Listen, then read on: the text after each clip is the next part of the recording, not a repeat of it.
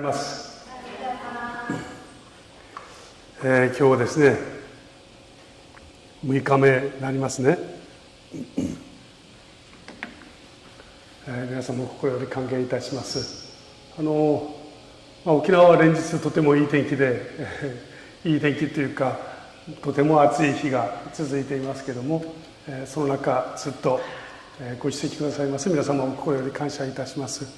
実際には礼拝この地下に出席される皆様よりですね、インターネットで参加される方の方が多いんですけれども、今日も神様のですね恵みが共にありますことを心からお祈りいたします。それでは今日は第6日目ですね、2つの食物というテーマでお祈りをして始めさせていただきます。お祈りいたします。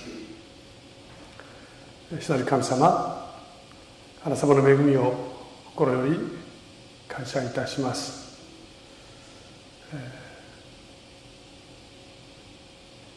いつの時代においてもあなた様はその時代にふさわしく私たちに本当に必要な真理を与えてくださいました。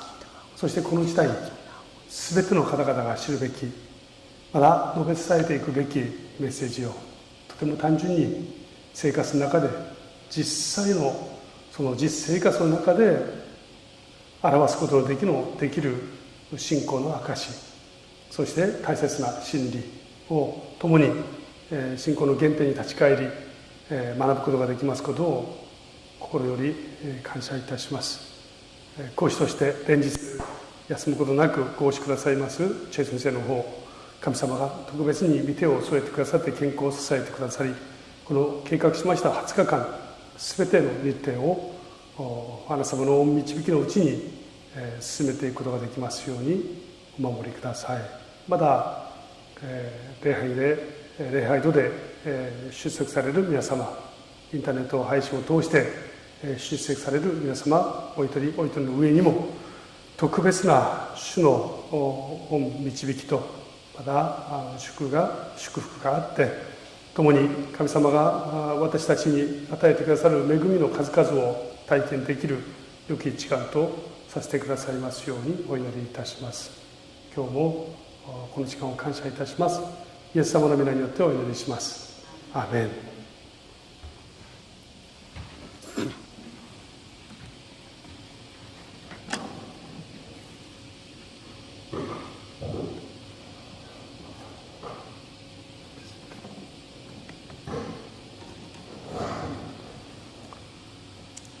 안녕하세요.おはようございます。 여러분 잘 따라하고 계십니까? 皆様この日課表通りにですね実施していらっしゃるでしょうか。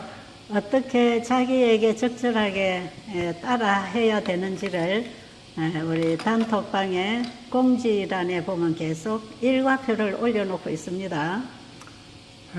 どのようにですね日々毎日生活の中でこれをきちんと実行していくことができるかをですねお知らせするための日課表、それをこの LINE グループの方に掲載していますね。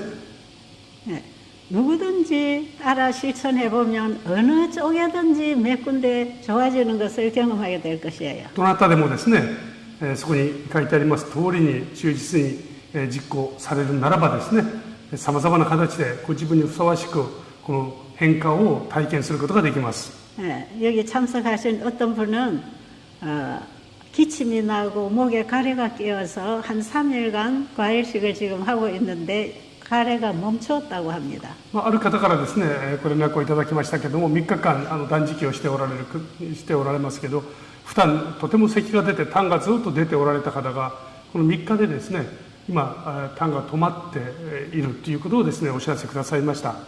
그래서 어떻게 밥을 먹어야 될 건지 질문이 와서 어제부터 회복식 하는 걸 가르쳐 드렸어요. そして、今度ですねどのように食事を進めていくべきか問い合わせをいただきました。そしてそのことについてですね、食事の仕方についてもまだご返事申し上げました。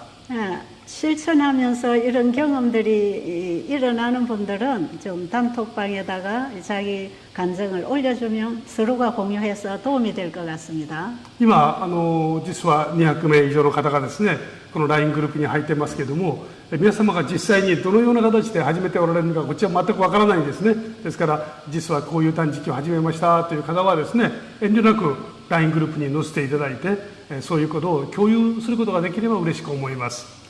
병원에서 진단받은 심각한 질환이 어떠할지라도 다이어트 목적으로도 아주 좋습니다.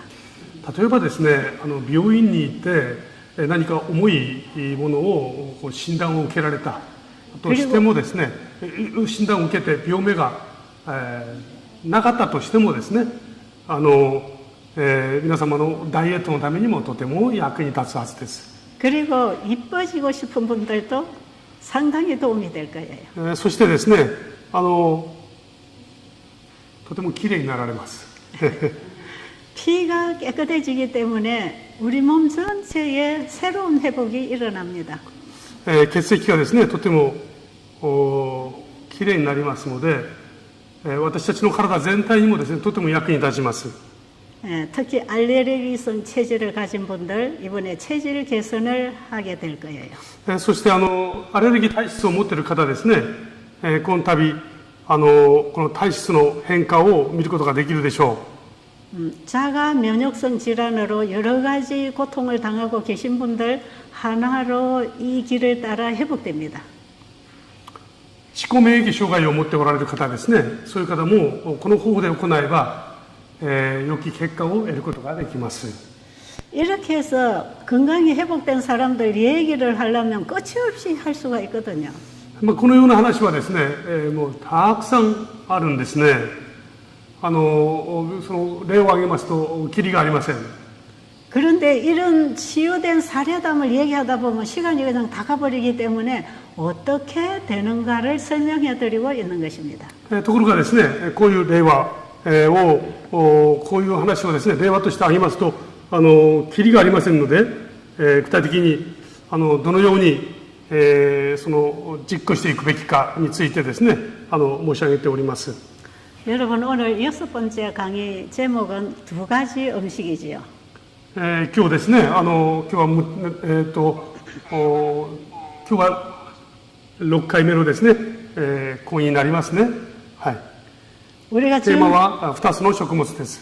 우리가 지금까지 음식 먹는 방법 배웠는데 또 한 가지 음식이 뭘까 궁금하지 않으세요? 今までですね、私たちは食物について確認していました。もう一つの食物とは何なんだろうって知りたくなりますね。 사람은 반드시 두 가지 음식을 먹어야 살게 돼 있습니다. 人はですね、必ず2つの食物をいただく必要があります。 육신의 생명을 위해서 우리는 육신을 위하여 무엇을 먹을 것인가를 배웠습니다. 私たちの健康な体のために何を食べるべきかですね、について学んでまいりました。 그러나 사람은 영적이고 정신적이고 육체적인 동물입니다. しかし人は霊的、そして精神的に、まだこの肉体的にですね、健康を同時に保つ必要があります。 밥만 먹고 육신만 건강하다고 건강한 게 아니죠. ご飯を食べて体が健康であればそれが全てではありません。 우리의 육신은 이번에 건강을 회복한다 할지라도 또 죽을 것입니다. 私たちの体はですね、今回こういう体験を通して健康を回復したり取り戻すことができるでしょう。しかし誰でもやがて死にます。 그런데 오늘 소개해 드리려고 하는 또 한 가지의 그 음식은 그 음식을 먹으면 영생하는 음식이에요. そして今日ですね、もう一つの食物、それをいただきますと、これは永遠に生きることのできる食べ物だということです。 자, 영생하는 음식을 우리가 어떻게 먹으며 이 음식을 먹을 때에 어떻게 내 영혼이 회복하고 변화되는가를 말씀드릴 거예요. このもう一つの食物はですね、どのように食べるべきなのか、そしてそれを食べたときにどのように私たちの霊的なですね、存在としてのその永遠の命を勝ち取ることができるのか、そのことについて申し上げます。 그런데 우리는 영적인 세계를 이해하기 전에 먼저 내 몸이 경험하고 이해할 수 있는 육의 음식이 하는 일을 조금 더 설명하겠습니다. でこの霊的な食べ物をですね、いただく、それが永遠の命に満たす、導くというプロセスを申し上げる前にですね、この体のための食事との関連したものをもう少し申し上げたいと思います。 자, 우리가 음식을 먹고 이 음식이 피가 되고 피가 우리 온 육체의 생명이 된다는 것은 참으로 놀라운 과정을 통해 되는 것이에요. 私たちが食物を食べますよね。この食べたものが血液となるんですね。そしてその血液を通して全ての命が保たれるんですね。このプロセスは本当に驚くべきことです。 그런데 우리가 하나님의 말씀을 받고 영적 양식을 받아 영적 생명을 얻어 영생을 얻는다는 이 과정도 놀라운 과정입니다. もう一方ですね、この神様の御言葉を通して霊的な永遠の命を得ることができる、このプロセスもまだ非常に驚くべきことですね。 그래서 우리는 영적인 과정을 이해하기 위하여 육신의 음식을 통해서 우리 몸이 어떻게 사는가를 이해할 필요가 있는 것입니다. ですからこの霊的な永遠の命を得るプロセスを理解するためにですね、この肉体的な健康のために得られる栄養素、このプロセス、これもですね先に理解する必要がありますね。 자, 사람이 반드시 먹어야 할 음식을 먹어야 하고 人々は必ず食べ物を食べなければなりません。 반드시 살기 위해서 산소를 마셔야 하고 まだこの命を保つためにですね、必ず私たちはこの酸素というか、これ 반드시 살아가기 위해서는 태양의 에너지를 받아야 하고 そして太陽の光エネルギーですね、これも必ず必要です。 반드시 살기 위해서는 물을 마셔야 하고 そして命を保つために水は欠かせないですね。 반드시 살아가기 위해서는 몸을 활동하는 운동을 해야 하고 そして健康なこの生き方をするためにですね、運動もなくてはなりません。 이렇게 운동으로 열심히 살아간 우리 몸은 잠을 통해서 휴식하고 다시 회복하게 되어 있습니다. そして一生懸命運動した私たちの体はですね、この睡眠、休みを通してまだ回復を得ることができるんですね。 그리고 우리 사람은 반드시 혼자 살게 돼 있지 않기 때문에 인간관계를 바로 해야 되고 そして私たちは決して一人で生きるようにはできてないですね。人との関係の中で生きることができるようになっています。 그리고 우리 인간은 스스로 생겨난 게 아니라 창조주에 의해서 창조되었기 때문에 창조주에 대한 믿음이 필요합니다. そして私たちは自ら一人の力で生まれているわけではありません。創造主なる神様によって生まれ、またその創造主なる神様の支えによって生きるんですね。だからこそこの創造主に対する信頼が必要です。 우리가 반드시 하고 살아야 할 삶을 바로 하는 것을 우리는 성경에서 배우고 있는 것입니다. 私たちがこの一人の存在としてですね、どうあるべきか、どう進めていくべきか、そのことを私たちは聖書を通して今学んでいるんです。 이 가르침이 창세기 1장, 2장, 3장에서 다 우리에게 가르치는 내용들입니다. このとても大切な内容がですね、創世記1章、2章、3章を通して全て学ぶことができます。 성경 전체의 내용은 창세기 1, 2, 3장에서 가르친 그 진리를 믿음으로 알아 사는 삶을 가르치는 거예요. 聖書全体はですね、創世記1章、2章、3章を通して教えられた全てをその生きる生き様がですね、記されている、そういうふうに申し上げて過言ではないでしょう。 그래서 이 시대에 하나님이 주신 세천사의 기별은 창세기 1, 2, 3장에 주신 그 복음을 다시 회복하는 것입니다. ですから今の時代に私たちが伝えていくべき三天使の使命、それはですね、創世記1章、2章、3章を通して教えられたこの神様の回復、それを取り戻すことを意味しますね。 그래서 우리가 건강을 회복하는 건강기별도 창세기 1장의 삶을 다시 회복하는 것입니다. ですから今お伝えしていますこの健康な生活、これもですね、創世記1章に記されているその神様の御胸をですね、まだ回復することになるわけですね。 자, 그런데 하나님은 이 세상을 창조하기 전부터 우리의 회복과 구원을 다 준비하신 분입니다. ね、ところでですね、神様は私たちをお救いになる前からですね、もし私たちが壊れたら、つまり罪を犯したときは、それを回復することができるようにですね、もうすでに決めておられました。 그래서 창세기 1장에서 주신 이 건강기별은 범죄한 인간에게는 치료의 기별이 되는 것입니다. ですから創世記1章、この創造のメッセージはですね、この罪を犯した人にとっては、今度はこれは救いのですね、メッセージとでもなるわけですね。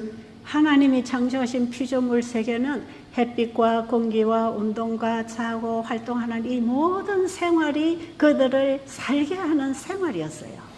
創世記1章、人間が罪を犯す前はですね、太陽の光やいい空気や水やですね、そして良い食物、これは命を得た人々が永遠に生きるためにその必要なものでした。 근데 그들이 매일 먹고 마시고 살아가는 그 생활을 통해서 우리에게 영원한 영생이 약속되어 있다는 걸 알도록 하셨습니다.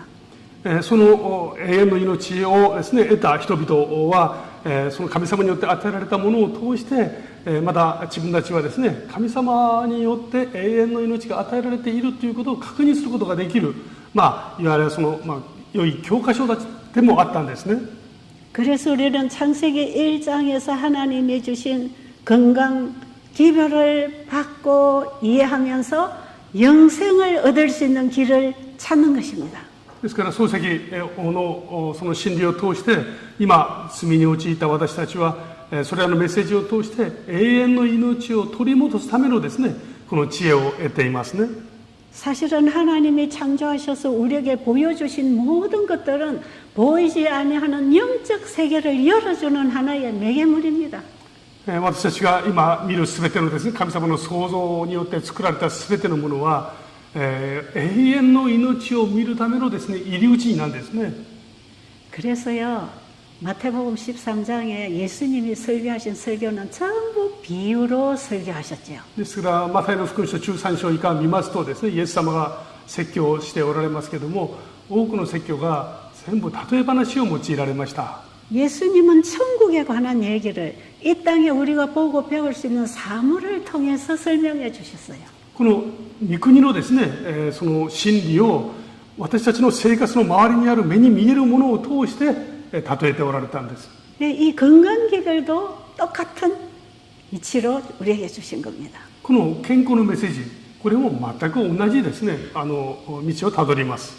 자, 우리가 먹어야 할 음식, 그 음식에는 육신의 음식을 먹지만 영원한 생명이 되신 예수님을 먹는 얘기가 포함되어 있습니다. 私たちが神様によって与えられたこの食べ物ですね、それを毎日いただきますけれども、実はこの毎日いただきます食べ物の中にはですね、永遠の命なるこのもう一つの食べ物を食べるということが、この真理が含まれています。 여러분, 살아있는 생명체는 뭔가를 먹어야 되잖아요. 生きている人々はですね、何かを食べなければなりません。 사람이든 짐승이든 곤충이든 먹어야 살게 만들어 놓으셨어요. 人も動物も昆虫もですね、何かを食べるように作られました。 근데 특별히 창세기 1장의 창조 과정 속에 보면 우리 사람이 먹고 마셔야 될 걸 미리 만들어 주신 것들입니다. ところがその漱石を見ますとですね、私たちが飲んで食べるべきものは神様が前もって用意してくださいました。 그런데 주님께서 태양을 통해서 우리가 그 에너지를 받고 살게 하신 그 태양 속에는 의의 태양이신 예수님이 우리에게 필요하다는 걸 가르쳐 줍니다. すべてのですね、命あるものが生きていくためには太陽の光を必要としますね。ところがその太陽の光っていうものはもう一つ私たちの義なる太陽、キリストを表す象徴的なものでもあるわけですね。 만약에 우리가 태양빛을 받아서 살아가지 않는다면 살아있는 생명체는 더 이상 자라거나 살아갈 수 없어요. もし太陽がなくなるならばです。今生きているすべてのものはですね、すべての成長は止まるはずです。 그런데 성경에는 나는 의의 태양, 나는 참빛이라고 말씀하십니다. もう一つイエス様はですね、なんと私は誠の光、義の光だとおっしゃいますね。 공중에 태양을 만드셔서 우리 모든 생명체에게 생명의 에너지를 주시는 그 태양 에너지는 참 빛이신 예수님께로부터 오는 것입니다.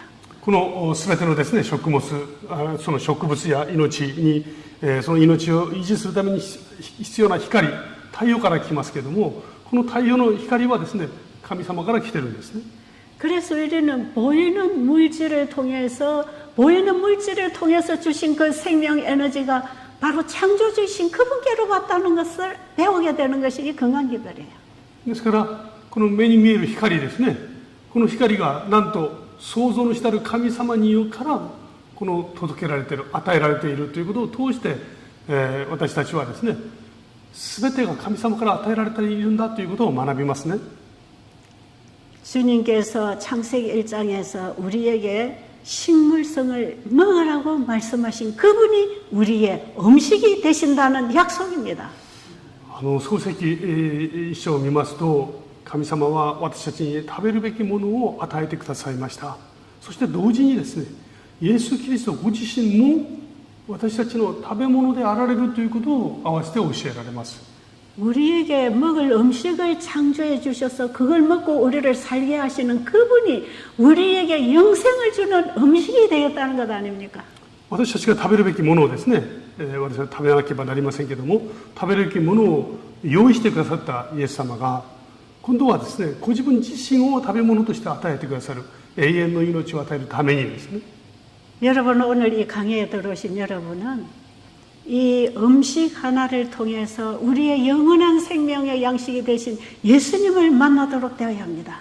この講義を今セミナーに出席をされました皆様はですね、健康な食事、これはとても大事ですね。同時に私たちの永遠の命なるイエス・キリストとも出会う必要があります。 우리가 살아가는 데 필요한 모든 것을 공급하신 분은 우리의 영생에 필요한 모든 것을 준비하셨다는 약속입니다. 私たちに必要なすべての植物や食べ物やですね、必要なすべてを用意してくださいましたイエス様は、同時に私たちの永遠の命のために必要なすべてを備えておられるということを信じる必要がありますね。 그래서 영원한 복음이신 그분이 우리에게 건강기별을 통해서 우리의 육신의 생명을 회복하는 원리를 알기를 원하십니다. 永遠の命なるイエス・キリストはですね、この私たちの健康の回復を通してこの真理に出会うことを願っておられます。 여러분, 우리가 하얀 쌀을 먹고 빨간 과일을 먹고 파란 채소를 먹었는데 어떻게 빨간 피가 만들어지고 이게 우리 몸을 살리는 생명이 될까요? 私たちは白い米をいただきますね。青い、草を、野菜をいただきます。そして、果物をいただきますね。そういうものがどうして私たちの真っ赤な血を作り、それが私たちの命を維持させるんでしょうか。 그리고 하나님께서 먹으라는 그 음식을 우리가 믿음으로 잘 씹어 먹었을 때에 우리 소화기계 안에서 우리 몸에 필요한 모든 영양소를 만들어내시는 그 과정도 놀라운 과정입니다. 神様が食べなさいと与えてくださいますものをよく噛んでいただきます。そうするとこれがお腹の中でですね、さまざまな作用を通して私たちに必要なさまざまなエネルギーを作り出し、命を維持させるわけです。このプロセスもまだすごいんですね。 그러나 이 사실은 우리가 지금 살고 있는 것으로 믿을 수밖에 없는 것이에요. ところがこれらの事実はですね、私たちがこのように生きているというこの事実を通して受け入れるしかないんですね、私たちに。 우리는 내가 지금 어떻게 살고 있는지도 몰라요. 具体的にですね、生きてはいますけれども、どういうプロセスを経て具体的に私が今生きることができているのか、我々はよくわかりません。 내가 앞으로 무슨 병이 들지 얼마나 살지 그것도 우리는 몰라요. あと今後ですね、どのような病気にかかるかわかりませんし、まだどれぐらいの期間に生きるか、それもわかりません。 나의 출생과 현재와 나의 미래에 대해서 우리는 아는 바가 없어요. 私はどのようにしてその見込まれたのかですね、そして、どのようにこの今後の人生を歩んでいくか、それもわかりません。 우리가 뭔가를 알고 있다는 그것이 얼마나 한정된 지식인지 모릅니다. 私たちは何かを知っていると言いますけれども、それはなんと限りある知識でしょ 자, 그러면 우리가 먹어서 영생하는 음식이 무엇인가? う。それではですね、私たちに永遠の命を与える食べ物とは一体何なんだろうか。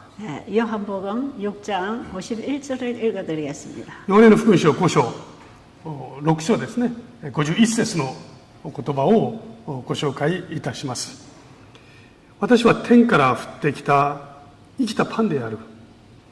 このパンを食べるならば、その人は永遠に生きる。私が与えるパンとは、世を生かすための私の肉のことである。アーメン。 나는 하늘로서 내려온 산떡이니 私は天から降ってきた生きたパンである。 사람이 이 떡을 먹으면 영생하리라. 人はこのパンを食べるならば永遠に生きるであろう。 내가 주는 떡은 세상에 생명을 주는 내 살이니라. 私が与えるパンは世を生かすための私の肉のことであるとおっしゃいますね。 여러분, 우리는 우리의 육신이 살기 위해서 반드시 떡을 먹어야 합니다. 私たちはこの体が生きるためにですね、パンを必要としますね。 우리가 먹는 건강식은 우리의 육신을 건강하기 위한 떡입니다. 私たちがいただきます健康食、これはこの体を健康に保つためのパンですね。 주님이 우리에게 육신의 떡을 주셔서 살게 하신 것은 그분의 살과 피가 되는 그분의 떡을 우리에게 먹여서 우리를 영생하도록 하겠다는 복음입니다. 神様が私たちが生きることができるように与えてくださるこの全ての健康食はですね、もう一つ私たちを永遠に生かすためにご自分を与えてくださるということでの約束でもあるんですね。 저는 이 건강기별을 통해서 우리에게 열어주시는 이 영원한 복음이신 주님의 사랑을 깨달을 때에 감당할 수 없는 감사가 일어나는 거예요. 私は実はこの健康のメッセージを通してですね、この永遠の命を与えてくださるという力強い神様のイエス様の約束に触れた時に耐えられないほどのですね、喜びがありました。 여러분이 2000년 전에 우리와 똑같은 인성을 입고 이 땅에 오신 하나님은 우리의 밥이 되려고 우리에게 먹혀주시려고 오신 분입니다. 2000年前にこの肉となられてこの地上に来られたイエス・キリストはですね、まさに私たちに食べられるためにこの永遠の命のパンとなるべくこの地上に来られたんですね。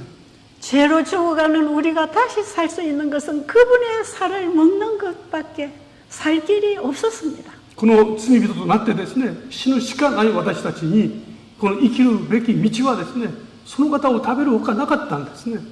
그래서 예수님은 6월절 양으로 죽으실 그 시간을 앞두고 마지막 6월절 만찬에서 제자들에게 이런 말씀을 하셨어요. ですからイエス様はこの杉越のですね、祭りの前に、杉越のこの祭りの前にですね、弟子たちを前にして次のようなことをおっしゃいました。 여러분, 우리가 요 정도 성만찬 예식을 하면서 떡과 포도즙을 먹잖아요. 私たちですね、今生産式を通してこのパンとブドウジュースをいただきますね。 이것은 예수님의 살과 피를 먹어야 영생한다는 예식입니다. これはイエス・キリストの肉とその血を飲むべきであるということを教える儀式ですね。 예수님은 자신의 살과 피를 우리에게 내어주시려고 바로 십자가에서 죽으신 것입니다. ご自分のこの肉と血を私たちに渡すべくですね、十字架の上で死なれました。 예수님은 자신의 생명을 우리에게 주시려고 자신의 것을 다 포기했습니다. 우리에게 주시려고 자신의 것을 다 포기했습니다. イエス様はご自分を私たちに与えるべくですね、ご自分のすべてのことを諦められました。 그래서 누구든지 그 예수를 믿음으로 받아들일 때 예수님의 살과 피를 먹는 것입니다. ですからイエス・キリストをこの受け入れるすべての人々はですね、イエス様の肉と血を飲む、そして食べることを意味します。 그런데 요한복음 1장에 보면 그 예수님은 태초부터 있는 하나님의 말씀이었습니다. ヨハネの福音書1章を見ますとですね、このイエス様は初めからおられた言葉なる方でした。 그 말씀이 육신을 입고 이 땅에 오셔서 우리 인간을 만나 주셨습니다. この言葉なる神様はですね、肉を取られ私たちに会いに来てくださいました。그 인간들에게 자신에게 있는 생명을 말씀으로 나누어 주셨습니다. そしてその人々にですね、ご自分の命をこの御言葉を通して分けてくださいました。 그분의 말씀을 받아 먹는 자는 그분의 생명을 먹는 것이 되었습니다. ですからその方の語ってくださる言葉を取っていただく者はですね、イエス様の命をいただくわけです。 하늘에서 선악과를 먹음으로 영생과를 잃어버린 그 영생과는 바로 예수님이었습니다. このエデンの園でですね、善悪の木の実を取って食べることによって失った永遠の命、この永遠の命とは他ならぬイエス・キリストご自身でした。 그 영생의 말씀을 우리에게 주시려고 말씀이 육신을 입고 이 땅에 오셔서 사람과 대화하고 만나셨습니다. この永遠の命を人々に与えるべくですね、この肉を取られ、この地上に来られて人々に一人一人に会ってくださいました。 지금 우리는 그 예수님을 어디서 만날 겁니까? 私たちはそのイエス様をどこでお目にかかることができるでしょうか。 2000년 전에 예수님을 만나는 환자들이 그분의 말씀을 받고 치유가 됐어요. 2000年前にですね、イエス様に出会った人々、患者たちがその言葉を聞いて、そして癒されました。 말씀으로 우주 세계를 창조하신 그분은 지금도 말씀으로 그 세계를 붙들고 계십니다. この言葉によってこの宇宙天地すべてを作られた神様は今もその御言葉を通してすべてを支配しておられます。 그분의 말씀에는 생명이 있고 창조력이 있어서 죽어있는 우리를 치유하고 살리는 능력이 있는 것입니다. このイエス様の御言葉の中には命があり創造の力があってですね、今もなおこの御言葉を通して私たちを癒し、そして生かすことができるんですね。 지금 우리는 그 예수님을 직접 보고 만날 수는 없습니다. 私たちは2000年前のように、イエス様に出会って会話を交わすことはできません。 그러나 그분은 우리를 죄로부터 병으로부터 건져주시는 생명의 말씀을 주고 가신 것입니다. しかしイエス様はですね、私たちを罪から解放し、また病から癒してくださるこのべき御言葉を与えてくださって、そして帰られました。 지금 우리는 그분의 말씀에서 예수님을 만날 것입니다. ですから私たちはその方をですね、御言葉を通してお会いすることができます。 우리가 지금도 그 예수님을 말씀에서 만날 때에 우리의 영혼이 살아납니다. 今私たちがこの御言葉を通してイエス様に出会うならばですね、私たちの魂すべてがですね、また回復されますね。 우리는 말씀을 받아들임으로 하나님의 자녀로 거듭날 것입니다. そしてその御言葉を受け入れることを通して神様の子供としてですね、新しく生まれることができます。 우리의 몸은 마음과 연결되어 있습니다. 私たちの体は私たちの心と直結しています。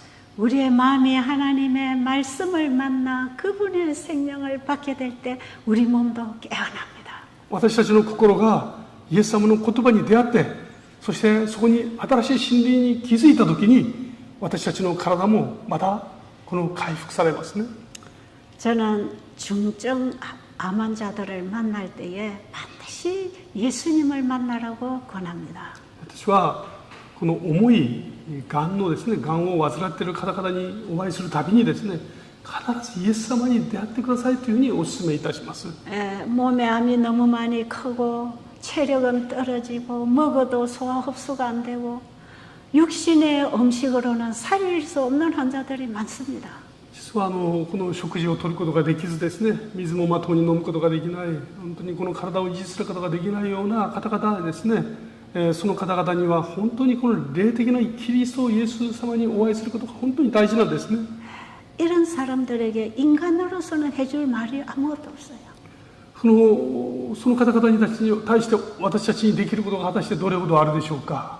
병원의 의사들도 아무것도 해줄 수 없다고 합니다. 病院の医者もですね、その方々に対して何もできないことが多々あります。 그런데 이분들에게 뭔가를 줄 수 있는 분이 한 분 계십니다. ところがこれらの方にですね、大切な何かを与えることができるお方がいらっしゃいます。 그분이 우리를 창조하신 예수 그리스도십니다. その方は私たちをお作りになったイエス・キリストなんですね。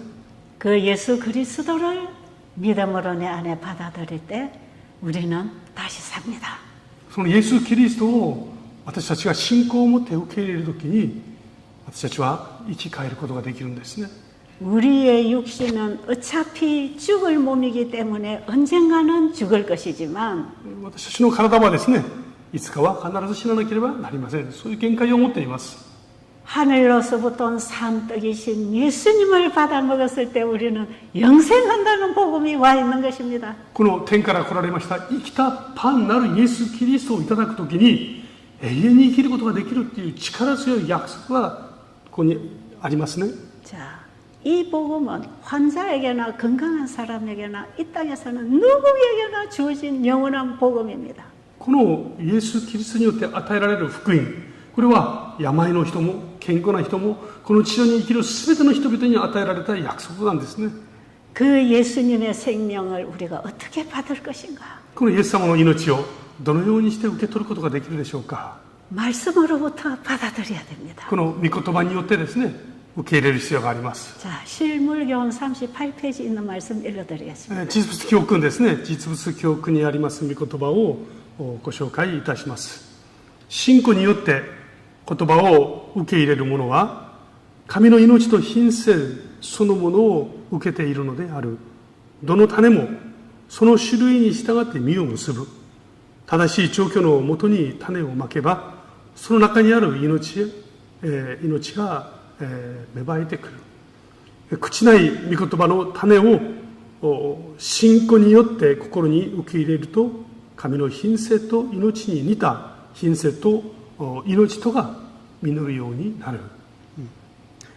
사람이 믿음으로 하나님의 말씀을 받아들일 때 하나님의 생명과 품성을 받는 것이다.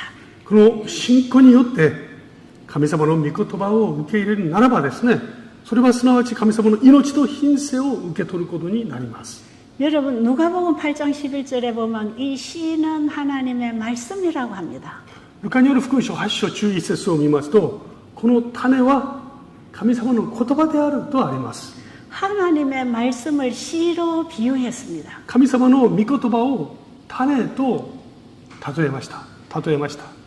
씨를 땅 속에 제대로만 심어 놓으면 그 씨 속에 있는 생명으로 말미암아 나무가 자라납니다.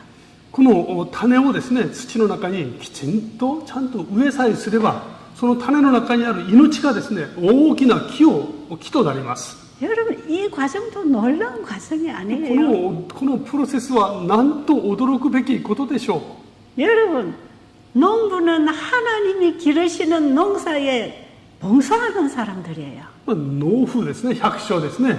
この人たちは神様が育てるこの力強い見業のために用いられるしもべに過ぎません。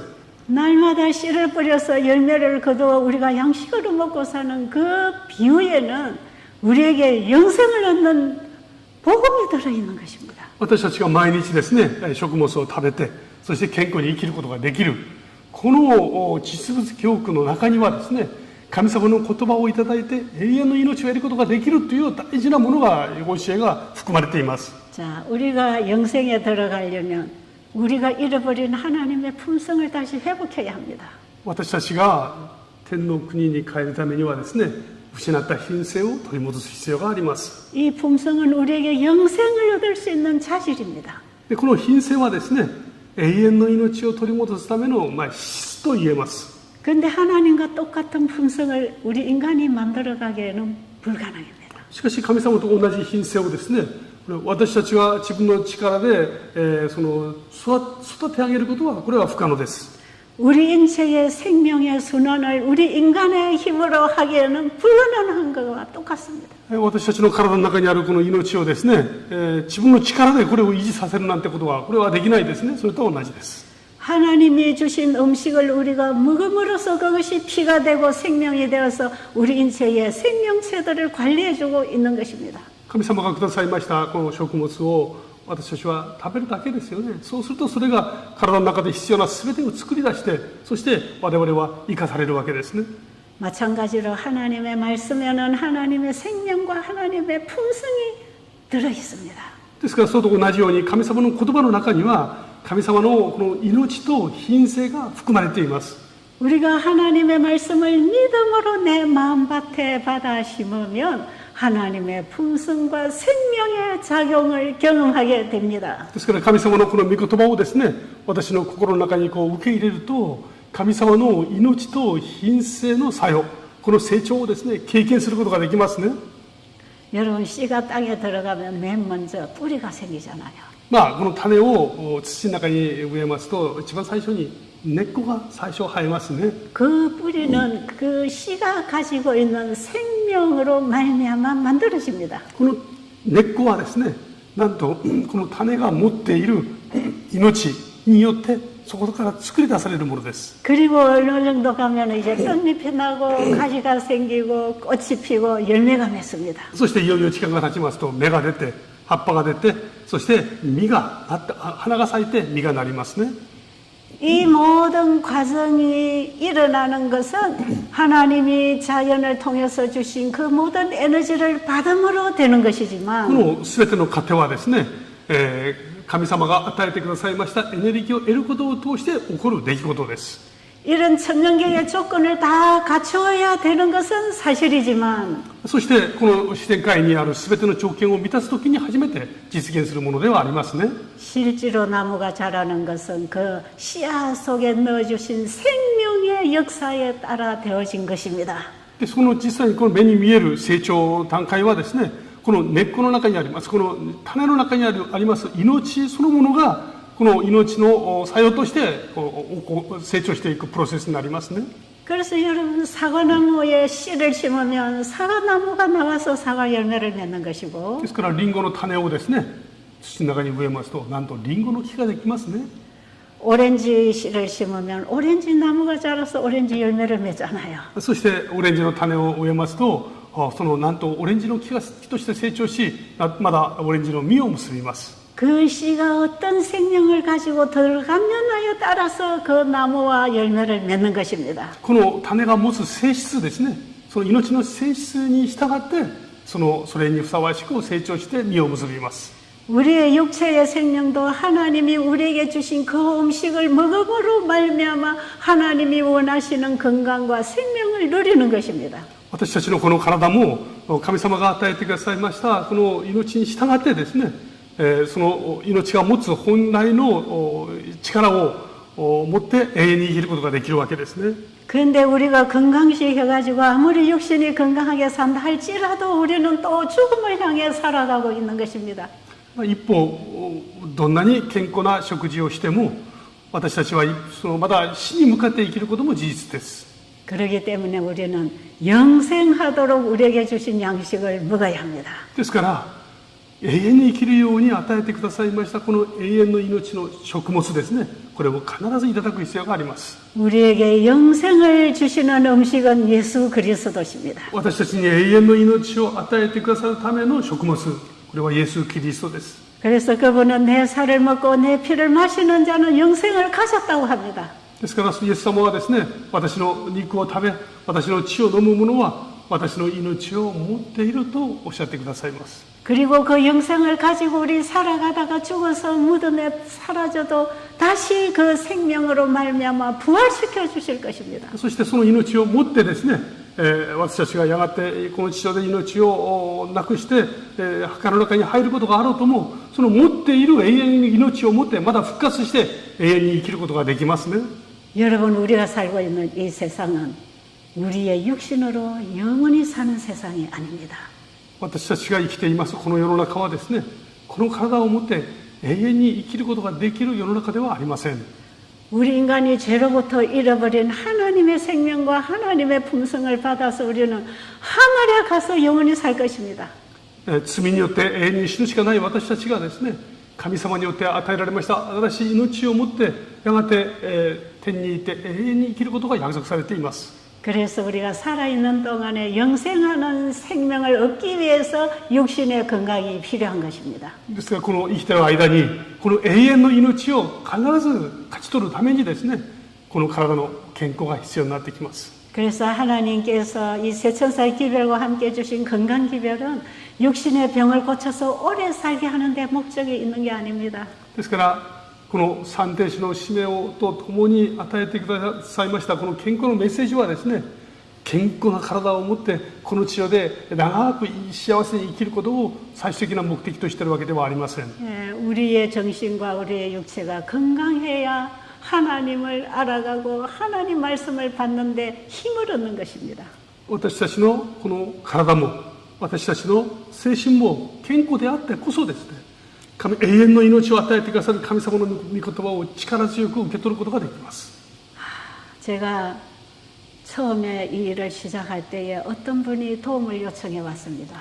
最初私がこの働きを始めた時にですね、ある方が助けを求めてこられました。 우리 동네에 지금 28살 먹는 청년인데 지금 다 죽어가고 있는데 좀 구해달라는 것이에요. その村にですね、28歳の青年が一人いました。ところがその方は病でですね、とても深刻な状態にあったんですね。助けていただけませんか。 그래서 저는 이 환자를 우리 집으로 데리고 오려고 무슨 병이냐고 물어봤습니다. で、私はですね、その方を我が家にですね、お迎えしたいと思ってですね、まず尋ねました。その病は何ですか。 그랬더니 폐결핵 환자라는 거예요. そしたらこの結核の病を持っておられました。 여러분 요즘은 폐결핵 환자들이 한 몇 개월 약 먹으면 끊어지는 수가 있어요. 最近はですね、結核の病というのは薬を数ヶ月間飲むと治ります。 근데 옛날에는 폐결핵 환자들이 빼싹 말라서 거의 다 죽었습니다. 그 불치병이었어요. ところが昔はですね、この病にかかりますとずっと痩せていて、そして亡くなる方がたくさんいらっしゃいました。 그런데 28살이나 된 이 청년이 초등학교 다닐 때 아버지가 폐결핵으로 죽으면서 이 아이에게 감염이 된 거예요.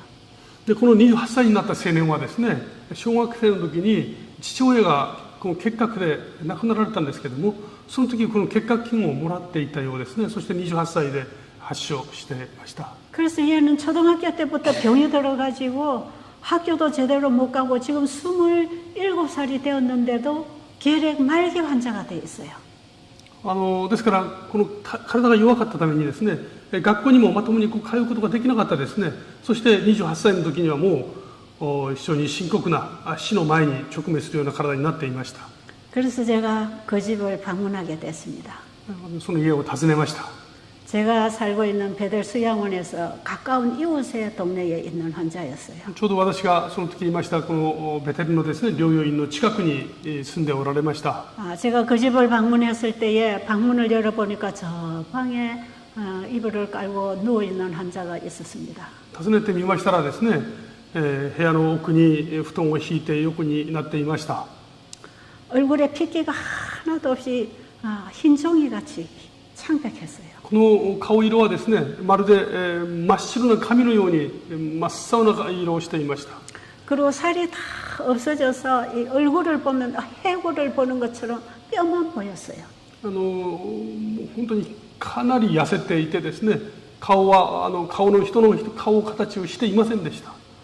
그런데 그 방 안에 항상 환기를 시키지 않아서 아주 독소가 가득 쌓여 있었어요. 部屋は閉め切った状態にありましたので、戸を開けてみたらですね、中はとても悪い状態にありました。 그리고 살이 없고 체력이 없으니까 운동을 하지 않아서 매일 침대에 누워서 어머니가 주는 약과 힘죽만 먹고 있었어요. ですから体が弱いですから運動は全くしない、ベッドに横になってですね、お母さんがくれるそのお粥とそして薬しか飲んでいなかったです。 그리고 그 환자의 머리맡에는 보건소에서 받은 결핵약이라는 게 한 봉지 있어요. 비닐로요. ちょうど頭の上にはですね、保健所からもらった薬が袋の中にいっぱい入っていました。 그리고 이 결핵 환자는 고단백을 먹어야 되니까 꼼장어며 뱀이며 온갖 걸 다 잡아 꼬아서 먹였습니다. このタンパク質ですね、高タンパク質を食べるべきだと言って、蛇だとかですね、もうあらゆるお肉とかそういうものを食べさせるために用意をしていました。 그리고 그 집의 한쪽 벽에는 부처님을 모셔놓고 날마다 어머니가 거기다 들고 우리 아들 고쳐달라고 기도하고 있는 것입니다. そして壁を見ましたらですね、そこに人が手で作った神様ですね、お釈迦みたいなこの仏像を置いといて、そのお母さんがそこにですね、毎日祈りを捧げてました。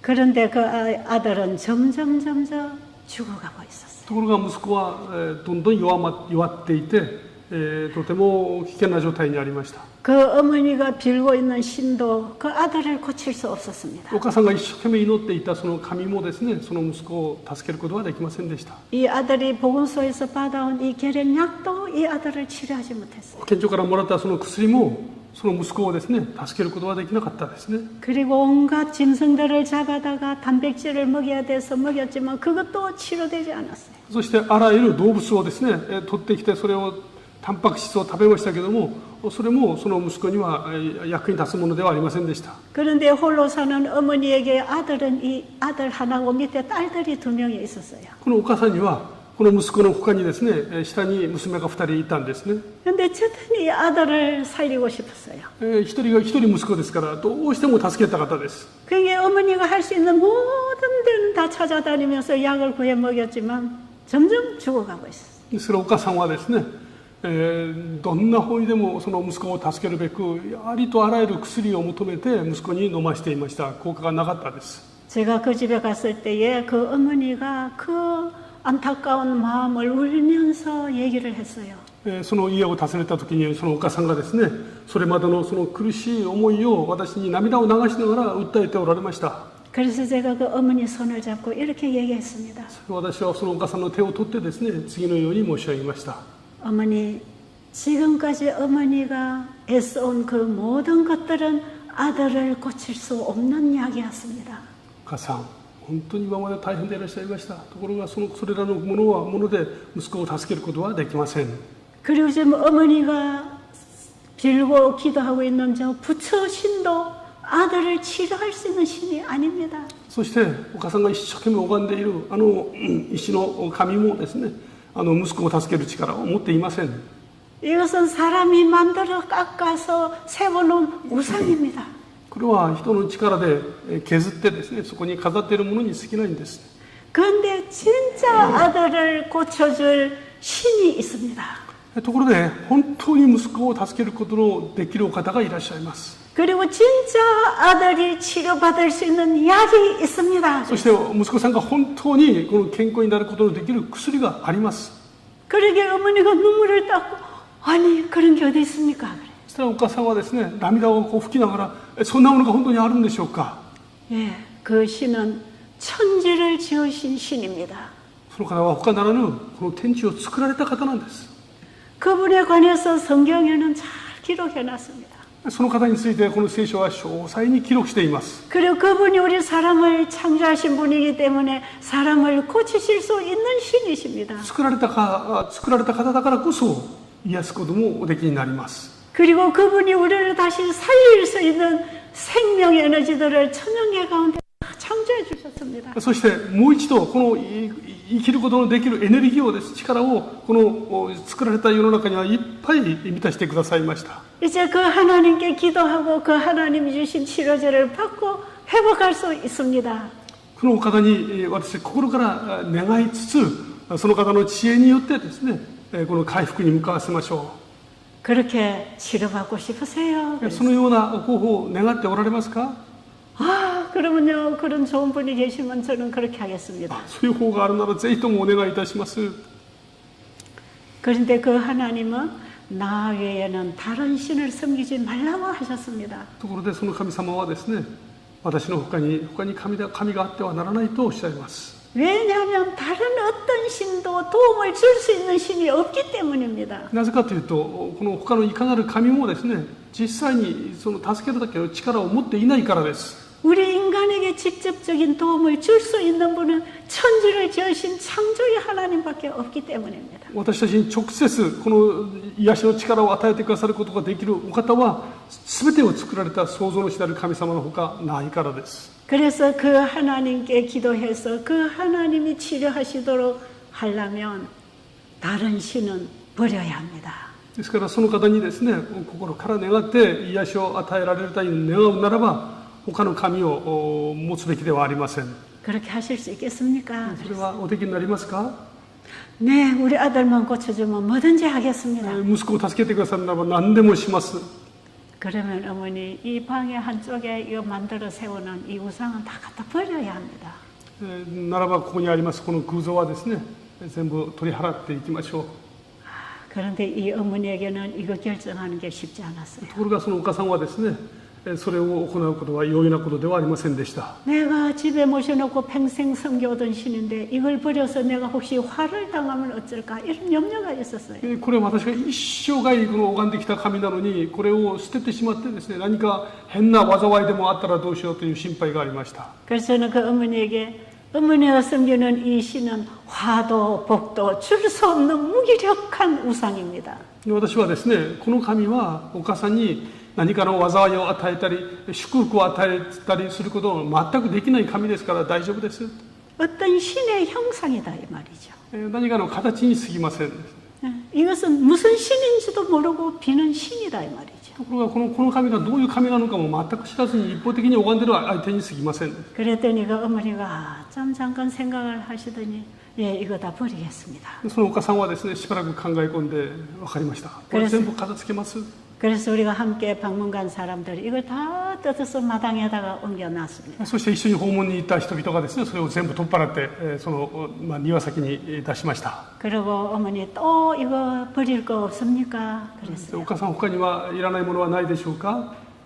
그러니까 이 아들이 베고 있는 베개 안에 부적이 있다는 거예요. そしたらですね、実は息子が寝ているこの枕の中にですね、守りみたいなものがありました。 네, 그것도 베개를 뜯고 다 끄집어냈습니다. それ枕をですね、全部剥がしてそこから全部出しました。 그리고 불을 피워서 다 태웠습니다. そしてそれを全部きれいに燃やしました。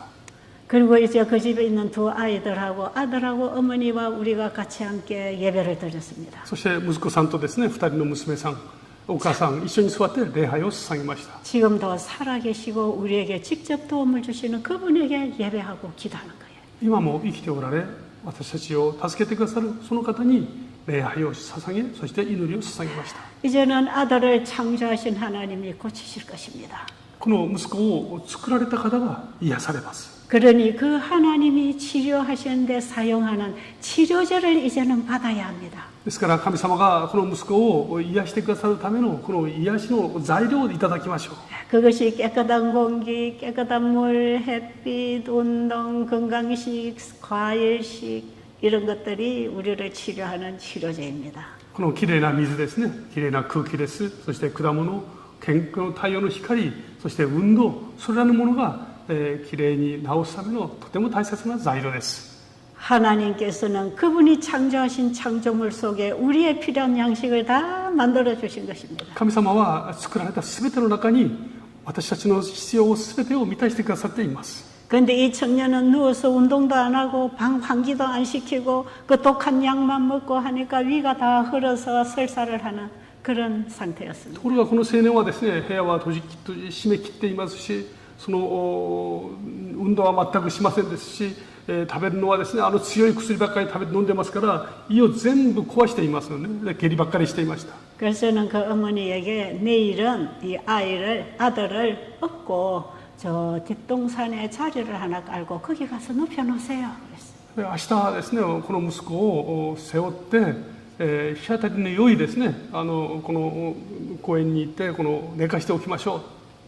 그 산에는 소나무, 잣나무들이 있는 산인데 그 밑에 자리를 깔고 아들을 눕혀놓으세요. そこにはですね、松の木がたくさんある山でした。そこにちゃんと敷物をしてですね、そこに息子を寝かしてました。 그때는 초여름이라 덥지도 춥지도 않았어요. ちょうどですね、夏の前でしたから暑くもなく寒くもありませんでした。 그리고 산의 나무에서 나오는 산소를 마시고 햇빛을 받고 아주 좋은 공기 속에 아들을 옮겼어요. この木から出てくるたくさんの酸素を吸ってですね、そしていい空気と太陽の光、そこに寝かしました。 그리고 방에 있는 이불은 다 뜯어서 깨끗이 빨아서 햇볕에 말려서 방을 환기시키고 깨끗이 청소를 하고 새 이불과 새 옷으로 아이를 갈아입히고 눕히라 그랬어요. そしてその間に部屋は全てきれいにしてですね、その布団は全部きれいに洗って、そして新しいものにしてですね、洋服も全て新しいものにして、用意をしました。 그래서 이 어머니는 아들을 저 나무 밑에 산에다가 업어다가 눕혀놓고 집에 와서 방 청소를 하고 이불 빨래를 하고 다 씻었어요. 息子をその山の上に寝かしてですね、お母さんが戻ってきて部屋の掃除やその他もろもろきれいにしてお母さんがしてくださいました。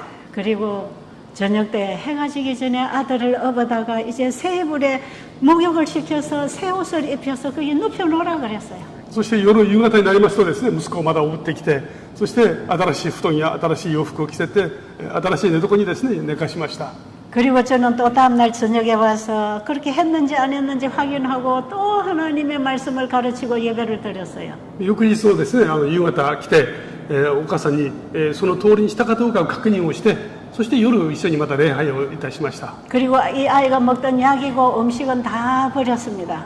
その子供が飲んでいた薬ですね、そして、お肉とかそういうものも全部もう処分しました。 지금 이 환자에게 진짜 생명을 주는 음식은 물을 먹어야 되는 환자였어요. この患者にですね、患者に本当に必要なものはきれいな水を飲むことが本当に大事でした。 근데 독한 약을 먹으면서도 물을 마시지 않고 그 죽 조금 먹고 이 독한 약과 음식만 먹었지 물을 먹지 않았어요. その強い薬を飲んでですね、でわずかな白のお粥を飲んでそれで終わりなんですね。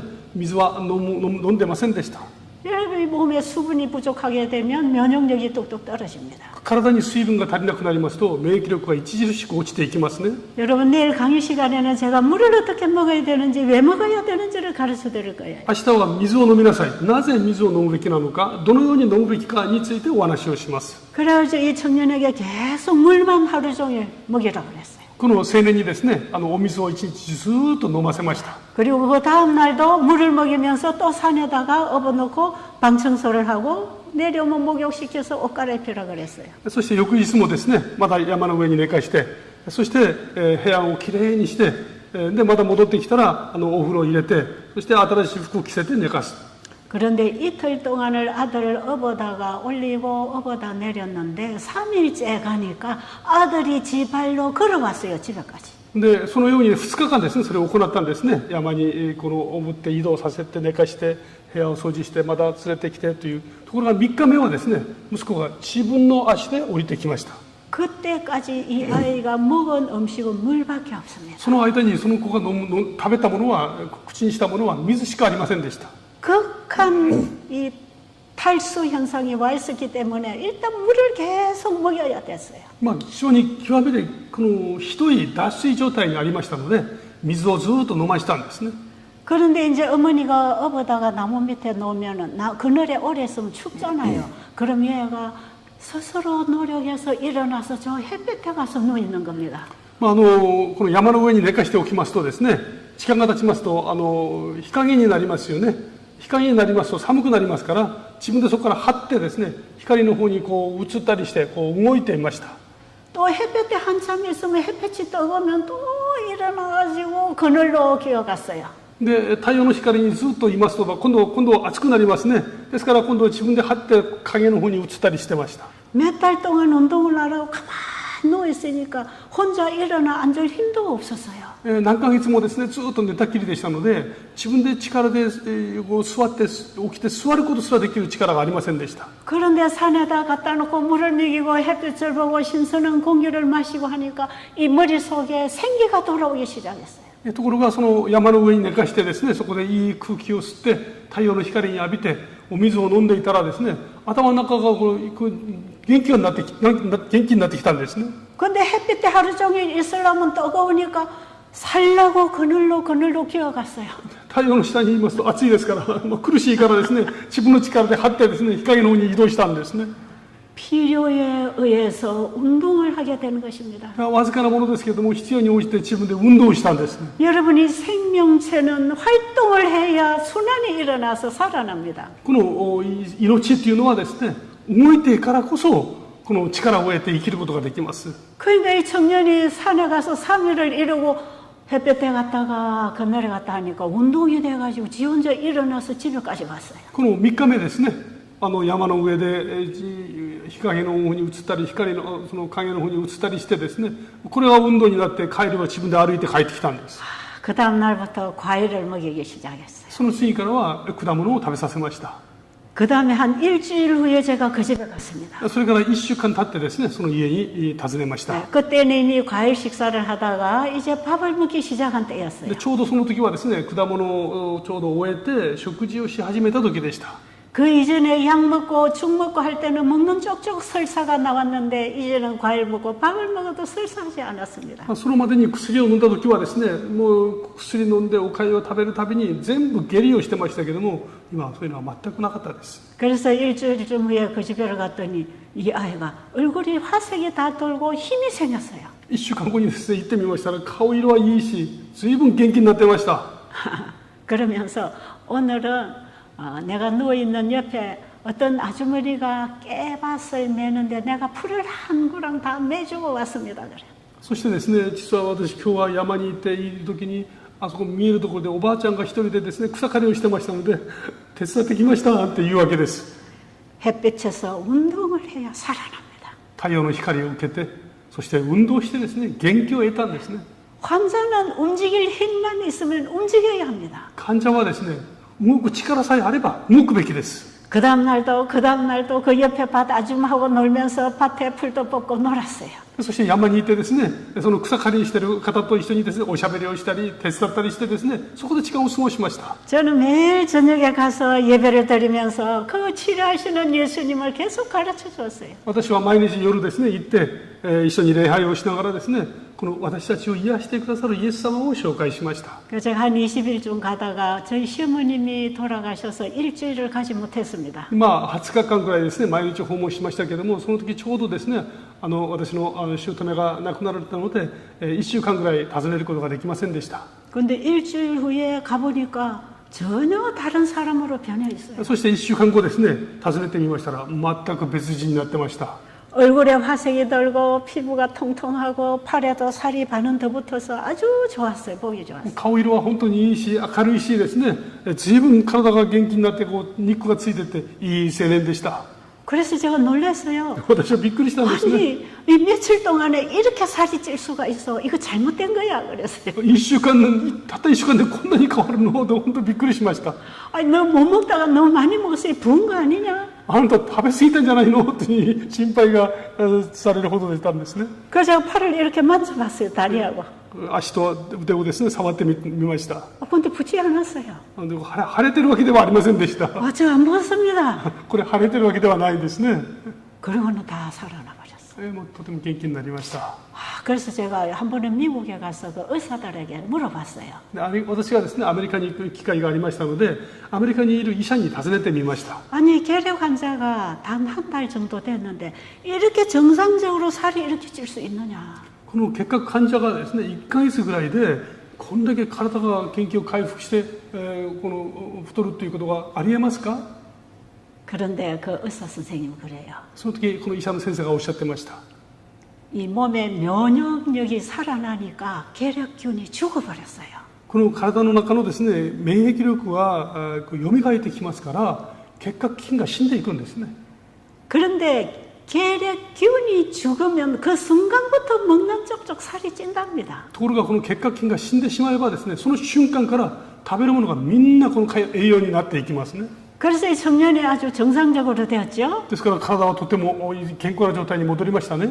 그 다음에 이 청년은 하나님이 주신 건강식만 그 당에 하고 살은 게 아니라 매일 말씀을 듣고 읽으면서 예수님을 마음에 받아들였습니다. でそれから青年はですね、教えられる通りにこの健康食だけをするのにとどまらずに永遠の命をくださるイエス・キリストの御言葉を一生懸命勉強し始めたんですね。 그래서 그 어머니와 아들과 두 딸이 다 같은 날 침례를 받았어요. そしてその息子さん、お母さん、2人の娘ですね、同じ日に全員バプテスマを受けられました。 자, 이 소문이 그 동네 어른들에게 퍼지기 시작했어요. でこの噂がですね、その村の中に大人たちにみんな噂になっていきました。 그 동네 어르신들은 날마다 그 애가 언제 죽었나 살았나 소식 오기만 기다리고 있었던 아이예요. その村の中ではですね、あそこの長男危ないよね、いつ死ぬんだろうということばっかり気にしていたんですね。 그런데 완전히 병으로부터 해방됐고 ところが完全に癒されてしまったんですね。 그 도움을 줄 수 없는 신에게 붙들려 있다가 창조의 하나님을 만나고 이 가족이 다 살아났어요. この助けることのできないこの偶像にし縛られていた人々が想像の下の神様に出会ってですね、家族にみんな変わったんですね。 그래 1년 좀 있으니까 그 어머니가 아들을 데리고 저희 집에 왔어요. それから1年ほど経ちました。そのお母さんがですね、息子を連れて我が家に来られました。 우리 아들 병도 고쳐줬으니 장가도 좀 보내주세요. 그래. うちの息子を病気治してくださいましたから、お嫁さんもお願いします。 지금 장가를 보내야 되겠는데 시집 올 사람이 없다는 거죠. ちょうどですね、年頃の息子なのになかなかですね、結婚相手が見つかりません。 그래서 병도 제가 고친 게 아니고 하나님이 고쳐주셨잖아요. 그러니 결혼도 하나님이 주선해 주실 것입니다. 私がやったわけじゃありません。この病は神様が治してくださいましたから、結婚の用意も神様がしてくださるでしょう。 그 이후에 그 교회 목사님이 이 청년을 우리 삼육식품 공장에다 취직을 시켰어요. でその時ですね、その教会の牧師がですね、その青年を三育フーズにですね、紹介してそこの社員になりました。 그래서 거기서 아가씨를 만나 연애를 하다 결혼을 했습니다. でそこでですね、一人の女性と出会って結婚できたんですね。 그래서 참 좋은 그리스도인 가정이 하나 탄생했어요. そして素晴らしいキリスチャン家庭が生まれました。 몇 년 후에 아들 둘을 낳아서 저를 찾아왔습니다. そして数年後にですね、息子が2人生まれました。私を訪ねて来られました。 지금은 그 가정이 얼마나 잘 살고 있는지 몰라요. なんとも幸せな家庭ですね。 여러분 그들은 육신의 생명도 구하고 영원히 사는 생명을 잡고 지금 이 땅에서 새로운 인생을 살아가고 있는 것입니다. 彼らはですね、この体の健康回復のみならず永遠の命も勝ち取りました。そしてこの地上でですね、素晴らしい家庭を作ってるんですね。 시편 121편 1절에 보면 이런 말씀이 있습니다. 詩篇の121編1節を見ますと次のような言葉があります。 읽어주세요. 詩篇の121編ですね。ちょっとお読みいたしますね。詩篇の121編1節です。目を上げて、私は山々を仰ぐ。私の助けはどこから来るか。私の助けは来る。天地を作られた主のもとから。アーメン。 우리의 도움이 그거죠. 우리의 도움이 어디서 올까? 我々の助けはどこから来るのだろうか。 천지를 지으신 하나님께로다. 天地を作られた神から来る。 여러분, 우리의 도움은 천지를 지으신 분으로부터 옵니다. 私たちの助けはですね、他ならぬ全てを作られた方から来るんですね。 지금 우리가 숨쉬고 밥 먹고 활동하고 사는 이 모든 에너지도 천지를 지으신 하나님께로부터 온 것입니다. 私たちが今息を吸っていますね。日々の食事が与えられています。これは全て天地を作られた神様から来てるんですね。 이번에 우리는 이 건강 세미나를 통해서 우리를 창조하신 분을 만나고 그분으로부터 도움받고 영생하시기를 간절히 바랍니다. この回ですね、健康セミナーを通して私たちを作られた神様に出会って、そして健康と永遠の命両方ともですね、必ず勝ち取っていただきたいと思います。 감사합니다. ありがとうございます。